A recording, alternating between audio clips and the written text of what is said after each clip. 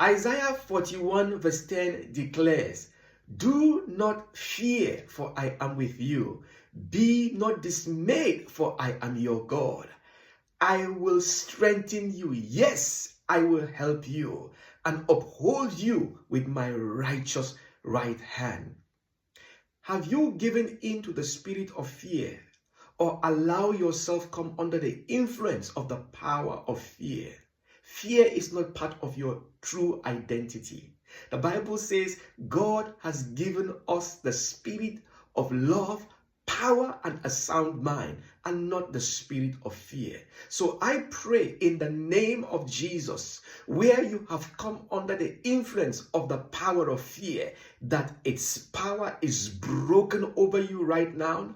I pray instead of fear, you would receive courage. Instead of being afraid, you will be courageous. Instead of being afflicted in your thoughts and in your mind by ungodly thoughts, I pray that you operate from the mind of Christ, because God has given you a sound mind.